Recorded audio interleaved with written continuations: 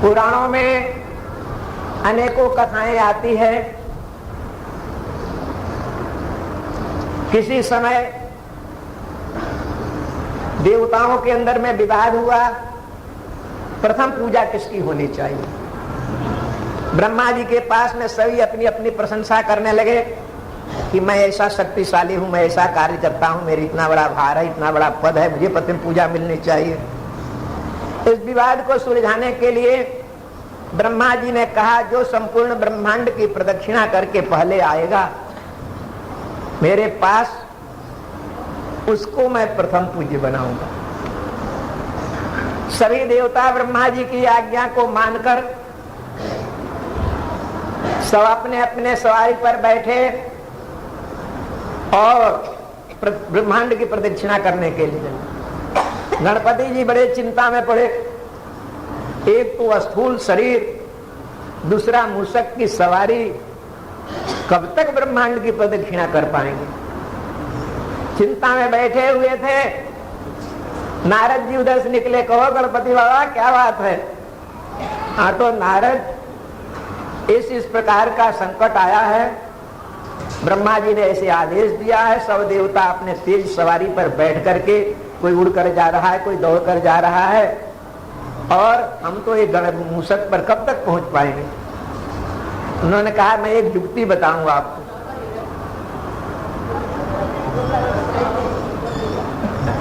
तुम राम नाम में सारा ब्रह्मांड निवास करता है,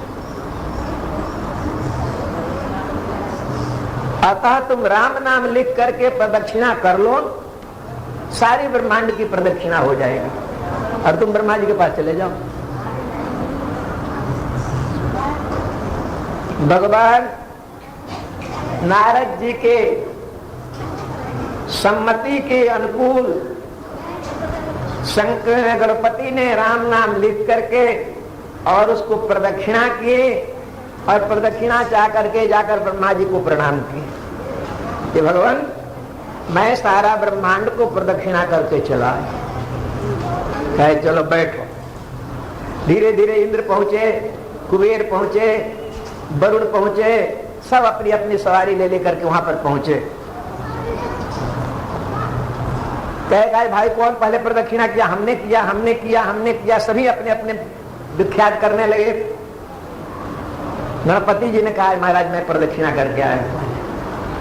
कहे भाई, सबसे पहले गणपति जी यहाँ पर आए हैं और वो कह रहे हैं कि हम ब्रह्मांड की प्रदक्षिणा करके आए हैं, क्या आप सब इसको मानते हैं? उन्होंने कहा, कि महाराज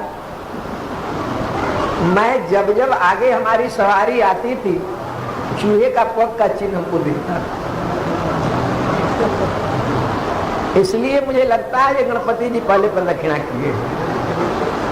अरे सभी देवताओं ने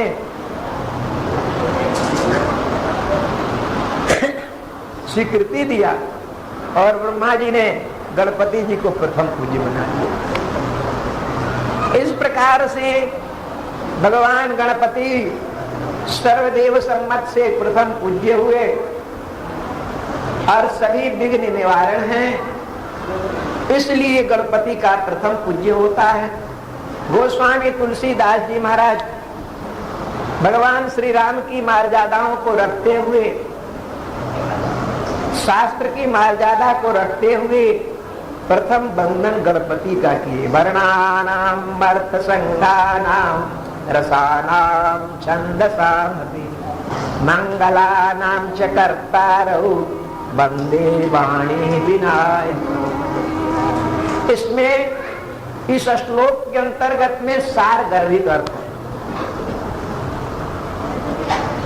जिस प्रकार से 4 श्लोक भागवत के अंतर्गत संपूर्ण भागवत का सार भरा हुआ, जिस प्रकार से 100 श्लोक के वाल्मीकि रामायण के अंतर्गत संपूर्ण रामायण भरा हुआ है, 24,000 श्लोक का रामायण भरा हुआ है, उसी प्रकार से तुलसीदास जी के इस 1 श्लोक के अंतर्गत में सारे रामायण का तात्पर्य रखा हुआ है, सारा रखा हुआ है। कैसे? इसको सोचा जाए। वर्णा नाम, वर्ण एक जाति का, एक लिंग का, एक देश का, एक स्वरूप का होता है। परमात्मा का कोई वर्ण नहीं है।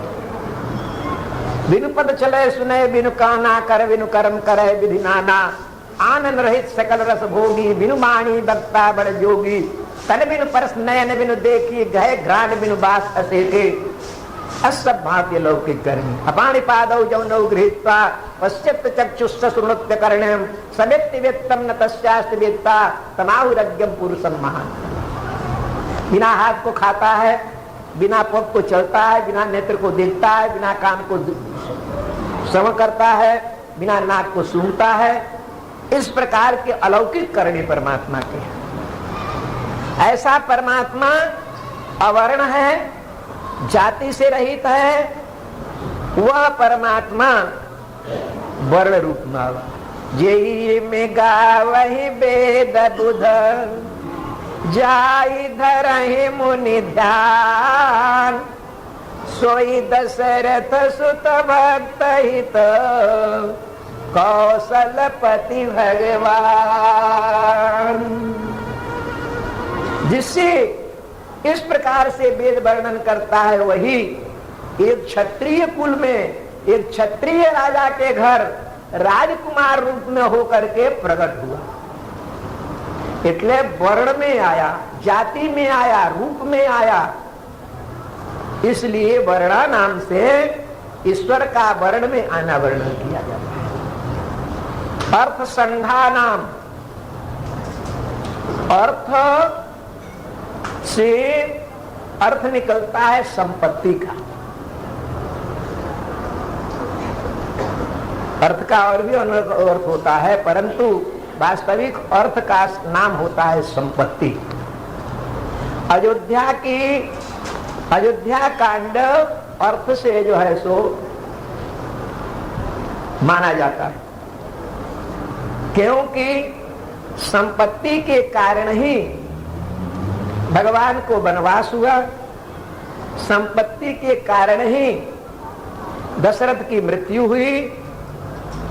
संपत्ति के कारण ही भरत जी भी वनवासी बने और 14 वर्ष तक प्रजा जो है सो विपत्तियों को सामना किया। राम विरह में दुखी रहा। कारण कि अर्थ के लोभ में, राज्य के लोभ में कैकेयी ने दशरथ जी को ठगा और उनसे राम शपथ करा करके वरदान मांगा, और वरदान के अनुकूल राम को वनवास जाना पड़ा। राम जी पिता की आज्ञा को पालन करने के लिए वन में गए। भरत जी, यह अर्थ का अधिकारी मैं नहीं हूं, यह अर्थ अनर्थ का कारण है, इसलिए जो है सो मैं इसे नहीं स्वीकार करूंगा। और सभी को छोड़ करके राम जी के चरण में गए और राम जी से प्रार्थना किए। सत्यव्रती भगवान श्री राम भरत जी के प्रार्थना को ठुकरा दिए और अंत में यह निर्णय हुआ कि 14 वर्ष के बाद मैं इस राजगादी को धर्म संगत से, आप भाइयों के सम्मति से मैं इसका संचालन करूंगा। इस पर भरत जी संतोष पा करके 14 वर्ष आए और राजपद पर जो है सो उन्होंने पग नहीं दिया, राज्य सिंहासन पर उन्होंने पग नहीं दिया। तो ये राज सिंहासन पर भगवान के चरण पादुका पधरा करके अनित पूजत प्रभु पावरे, प्रीति न हृदय समात, मांगी मांगी आय सुकरत, राज काज सब भात। तो इस प्रकार से भरत जी 14 वर्ष तक उस राज सिंहासन पर पादुका को पधरा करके, पादुका को आज्ञा को लेकर के अपने सेवक बन करके और राज्य का संचालन किए। राम जी के आने पर चरण पादुका भगवान के चरणों में समर्पित करके और साथ में राज्य को समर्पित किया। अतः सभी अनर्थ का कारण अर्थ बना और इसलिए सब अनर्थ हुआ। इसलिए अयोध्या कांड अर्थ से दिखाया जाता है। संघा नाम,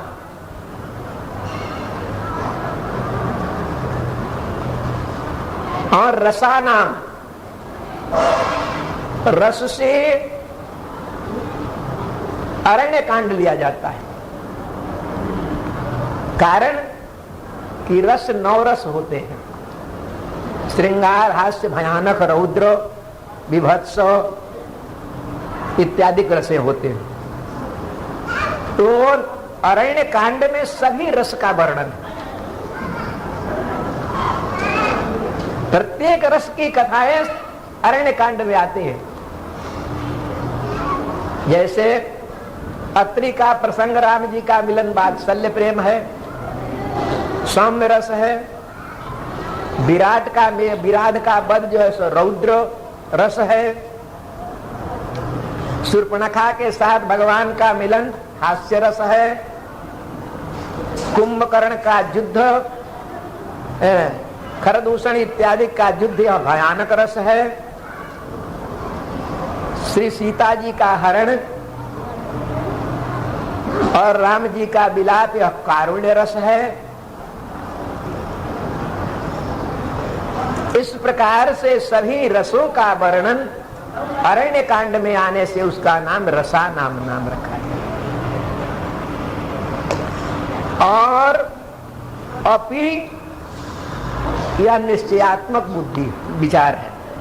अपि शब्द से निश्चयात्मक निर्णय किया जाता है। कोई बात की निश्चय हो जाने पर अपि शब्द का प्रयोग किया जाता है। अतः रामचंद्र जी सीता विरह में वन में भटक रहे थे। सबरी के मार्गदर्शन, कबंध के मार्गदर्शन के अनुकूल राम जी किष्किंधा में गए और हनुमान के सहयोग से सुग्रीव के साथ मैत्री हुई। और सुग्रीव ने कहा, कह सुग्रीव सुनहु रघुबीरा, तजहु सोच मन आनहु धीरा, सब प्रकार करी हूँ सेवकाई, यही विधि मिली जानकी आई। रघुनाथ जी, आप धीरज को धारण कीजिए, आप शांत होइए, इस विलाप को छोड़िए। मैं आपका कार्य सिद्ध करूंगा। मैं प्रतिज्ञा करता हूं कि तीनों लोक में कहीं पर भी जानकी होगी, मैं ला करके आपके चरणों में समर्पित करूंगा। सुग्रीव कोई साधारण वानर नहीं था, सूर्य पुत्र था। संपूर्ण ब्रह्मांड में गमन करने की उसकी शक्ति थी। केवल बाली के भय से त्रसित, सारी शक्ति उसको दब गई। भगवान ने कहा, ये बहुत अच्छा है, तुम हमारा कार्य करोगे। अब तुम तो बताओ, तुम कैसे मेरा कार्य करोगे? तुम तो स्वयं वन वन में मारे फिर रहे हो, तुम्हारा स्वयं कहीं ठिकाना नहीं है, इस वन में भयभीत पड़े हुए हो, तुम मेरा क्या सहायता करोगे? कारण कौन कस बसहु बना, कहु सखा सुग्रीव। तुम किस कारण से इस वन में निवास कर रहे हो? इतने समर्थ हो, इतने शक्तिवान हो, फिर भी तुम्हारी यह दशा क्यों? अंत में सुग्रीव रोते हुए भगवान के पास में अपनी दुर्दशा का वर्णन किया और भगवान ने प्रतिज्ञा किया, सुने सुग्रीव मारी हूं बाली कहीं बान, आने ब्रह्म रुद्र शरणागत, गए न उबरहि प्राण। सुग्रीव, अब तुम राम के भुजा के आश्रय के नीचे हो, तुम अपनी चिंताओं को छोड़ दो। मैं प्रतिज्ञा करता हूं कि तुम्हारे बैरी भाई बाली को मैं एक बाण से मारूंगा। कहे जो महाराज उसके सहायक दूसरा मिले तो? कहे काजे साधारण सहायक तो क्या, पर ब्रह्म रुद्र शरणागत गए न उबरहि प्राण। ब्रह्मा रुद्र के शरण में भी जाए तो उसका प्राण नहीं बच सकता। कहे जो महाराज आप इतना कैसे बोल रहे हैं? बाली कोई साधारण बानर नहीं है। बाली महाबल अति रणधीरा, बाली तो महान रणधीर वीर बानर है। बाली का पराक्रम देखिए, इस 7 ताल यहां पर है, एक बार आता है अपने भुजा से पकड़ करके इसको झकझोरता है, आखिर पृथ्वी कांपने लगती है। पत्थरों को, पर्वतों को उठाकर गेंद के समान दूसरे पर लोग तोलता है। ऐसे बाली को आप कहते हैं हम एक बाण से मार डालेंगे? उन्होंने कहा तुम्हें कैसे विश्वास होगा कि मैं एक बाण से बाली को नहीं मार दूंगा? तुम्हें कैसे विश्वास होगा, कैसे विश्वास दिलाऊं तुम्हें? कहा महाराज यदि आप बाली को एक बाण से मार सकते हैं तो इस ताल के एक वृक्ष को यदि आप एक बाण से काट दें तो मैं समझ जाऊंगा कि आप बाली को मार सकते हैं। और ये बाली का पुरुषार्थ देखिए, दुंदुभी का हड्डियों का ढेर पड़ा हुआ है, उसका शरीर पड़ा है, सूख गया है, पर बाली ने इसको फेंका था उठा करके, 1 योजन दूर आकर मतंग आश्रम में पड़ा था। यदि इसको उठा करके 10 पग भी आप दूर फेंक दें तो मैं समझ जाऊं कि आप बाली को मार सकते हैं। भगवान ने वामांगुष्टेन संक्षिप्त संपूर्णम 10 योजन, मामा पग के ठोकर से भगवान ने मारा, उड़ करके 10 योजन जाकर, 10 योजन लेकर 40 कोस दूर जाकर पड़ा। 1 योजन का 4 गांव होता है। कहे महाराज ये तो सूखा था, जिस वक्त बाली इसको फेंका था ना, उस वक्त में इसमें रक्त मांस सब भरा हुआ था, बहुत वजनदार था, और बाली उसके साथ 7 दिन तक लड़ाई किया था। 7 दिन की लड़ाई में थका हुआ था, उस दशा में उठाकर फेंका था। इससे मुझे आपके बल की बराबरी नहीं मालूम पड़ी। यदि आप इस ताल के वृक्ष को भेदन कर दें तो मैं समझूं कि आप बाली को मार डालेंगे। भगवान धनुष उठाए, धनुष पर पंचंचा चढ़ाकर जैसे टंकार किए, संपूर्ण दिशाएं जो है फाटने लगी, आकाश मंडल टूटने लगा, चारों तरफ धनुष की टंकार की गर्जनाएं गूंजने लगी, और भगवान ने एक बाण चलाया और 7 ताल को बेचते हुए पृथ्वी का छेदन करके पाताल तक पहुंच गया। भगवान का बाण 7 ताल को तोड़ करके और फिर भगवान के तरकस में आकर बाण बैठ गया। तब बाली ने कहा, देखी अमित बल बाड़ी प्रीति, अन बाली बधव इन भई परतीति। अतः सुग्रीव के वचन से राम जी को प्रतीत हुआ कि सुग्रीव हमारे साथ में धोखा नहीं करेगा, अग्नि के साक्ष में मित्रता किया है, अतः यह मेरा कार्य करेगा। ऐसा निश्चय भगवान को हुआ, और भगवान के बल पुरुषार्थ को देख करके, भगवान के प्रतिज्ञा को श्रवण करके सुग्रीव को विश्वास हो गया कि भगवान मेरे दुख मिटावेंगे, हमारे शत्रु को मार करके मुझे राज्य दिलावेंगे। अतः अपि यह किष्किंधा कांड का द्योतक है। किष्किंधा कांड जो है सो अपि निश्चयात्मक बात है। और छंद साम बात निश्चय हो जाता है, पर कब होगा, कैसे होगा, इसका तो अभी संशय बना ही रहता है। इसीलिए छंद साम, छंद साम से यह निश्चय हो गया कि भगवान का काम हो गया। सुग्रीव ने अपने राज प्राप्त करने के बाद बानरों को बुलाया और चारों दिशाओं को युद्ध बनाया। चारों दिशा में युद्ध बनाकर एक एक युद्ध को चारों दिशाओं में भेजा। तुम इस दिशा में जाओ, तुम इस दिशा में जाओ, तुम इस दिशा में, सारे पृथ्वी मंडल को खोज डालो। जहां पर सीता वहां से 1 महीने के अंदर में पता लगा कर आ जाओ। 1 महीना के बाद में यदि कोई आएगा उसको मैं अपने हाथों से मार डालूंगा, और यदि 1 महीना में कार्य सिद्ध करके आया तो हमारे समान राजा बन करके रहेगा, उसको आधा राज्य दूंगा। इस प्रकार के प्रतिज्ञा करके भेजा, और हनुमान जी ने यह कार्य सिद्ध करके बताया। सभी बानर थक गए। इसके बाद हनुमान जी ने सीता को पता लगाकर, लंका को जलाकर, रावण की सेना को संहार करके, सब प्रकार से कार्य करके निश्चय आ गए। और कहा महाराज बस अब चलिए, आने अभी सीता को लाया जाए। निमिष निमिष करुणा निधि जाहि कल्प सम बीत, बेग चलिए प्रभु आनिया भुज बल खल दल जीत। आप शीघ्र शीघ्र करिए। सीता का दुख बहुत बड़ा है, एक एक निमेष एक एक कल्प के समान व्यतीत हो रहा है। प्रभु अब विलंब करने की जरूरत नहीं है, आप शीघ्र प्रस्थान करिए और वेग चलिए। प्रभुवान ये भुजबल खलदल जी बहुत ही दुष्टों को संहार करके और सीता को छुड़ाइए। और भगवान ने प्रस्थान किया। भगवान का कार्य का निश्चय हो गया कि अब सीता मुझे प्राप्त होगी। और मंगलाना, अमंगल का नाश होता है तब मंगल होता है। जब तक अमंगल आपके सामने फिरता रहेगा तब तक हजारों प्रयत्न आप करेंगे, आपका मंगल नहीं होगा। जब मंगल के पार पर आप आगे बढ़ेंगे वह अमंगल आकर के आपको दबा देगा। इसलिए अमंगल के नाश करके मंगल करना चाहिए। इसलिए भगवान श्री राम का प्रयोजन था धर्म के सेतु जग मंगल के हेतु भूमि भार हरि देखो लिन्हो नर अवतार है। धर्म की मर्यादाओं को बांधने के लिए, मंगल की बांध को दृढ़ करने के लिए, अमंगल को नाश करने के लिए भगवान का अवतार।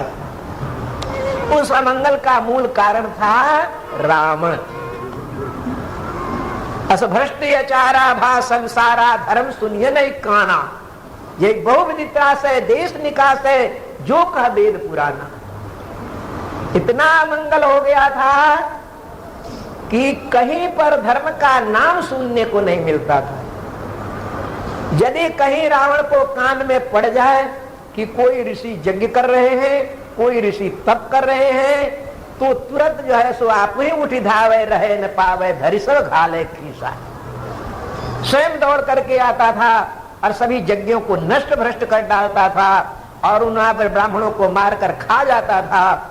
और इस प्रकार से कोई भय के मारे यज्ञ इत्यादि नहीं कर पाता था। इसलिए चारों तरफ अमंगल अमंगल व्यक्त हो गया था। जब यज्ञ इत्यादि बंद हो गया, कथा पुराण बंद हो गया, धर्म का आचरण बंद हो गया, तब तपस्या त्याग बंद हो गया, तो प्रजा नास्तिक हो गई। मां नहीं मातु पिता नहीं देवा, साधु न सन करवा वही सेवा, जिनकी यह आचरण भवानी, ते जानहु निशिचर सम प्राणी। जो कोई माता पिता को मानता नहीं और जब यज्ञ इत्यादि करता नहीं, तर्पण संध्या इत्यादि करता नहीं, और जो इससे विमुख है वो नराकार में राक्षस है।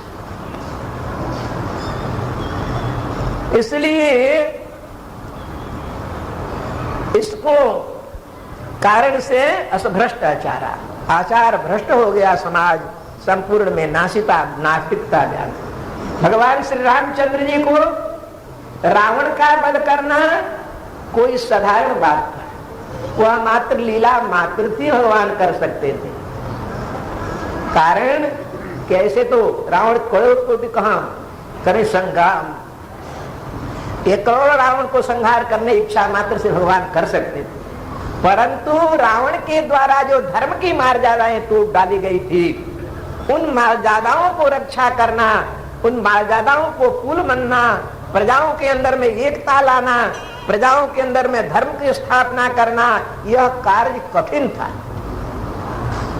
और इस कार्य को तभी किया जा सकता था जब रावण का वध हो। इसलिए भगवान ने सीता के निमित्त लेकर के वानरी सेना एकत्र करके समुद्र के ऊपर सेतु बांध करके लंका पर चढ़ाई की और भयंकर युद्ध के साथ असंख्यों रावण राक्षसों के साथ में रावण का संहार करके संपूर्ण जगत में मंगल की स्थापना किए।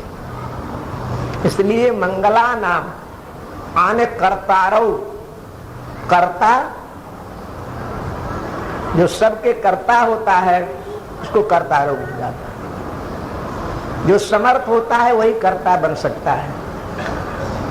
कर्तुम अकर्तुम अन्यथा कर्तुम समर्थ प्रभु। ईश्वर उसी को कहा जा सकता है जो करने योग्य कार्य को भरे और अकरने न करने योग्य कार्य को भी करे और सभी कार्यों को समाधान कर सके, उसका नाम प्रभु कहा जाता है, कर्ता कहा जाता है।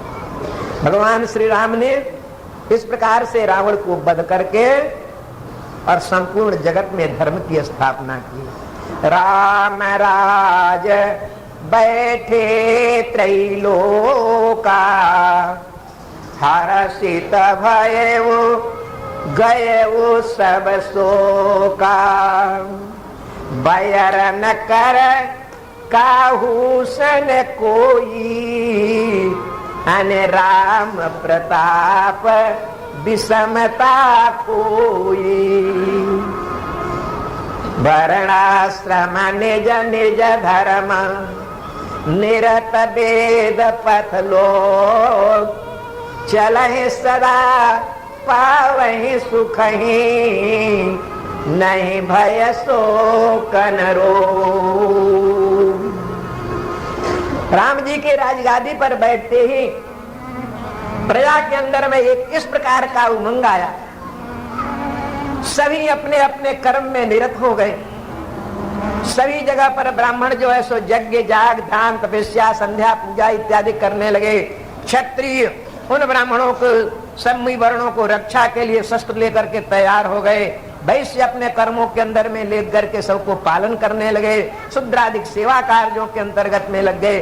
प्रत्येक वर्ण जो है सो अपने अपने कार्य में लग गए और जितने दुष्ट विचार वाले थे, खल लोग थे, इस सभी एक तरफ छिप गए। प्रताप से अब हमारी चारा यहाँ कुछ चलने वाली नहीं है। इस प्रकार से भगवान ने कर्ता बन करके धर्म की स्थापना किया। इससे कर्तारव से उत्तर कांड लिया जाता है।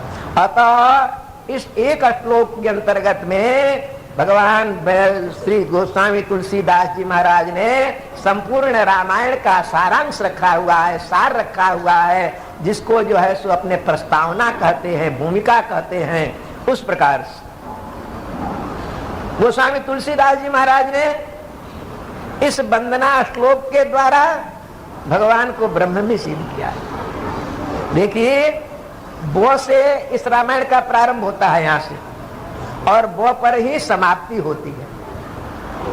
वर्णानाम अर्ध दशजन्ति नो मानवा, वहां पर अंतिम में आता है दशजन्ति नो मानवा, वो पर ही समाप्त होता है।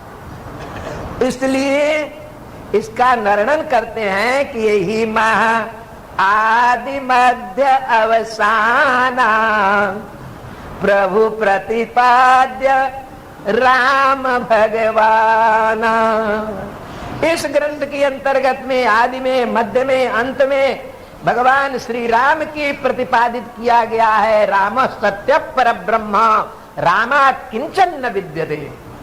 राम सत्य पर ब्रह्म है। राम के सिवाय जगत में दूसरी कोई सत्ता नहीं है।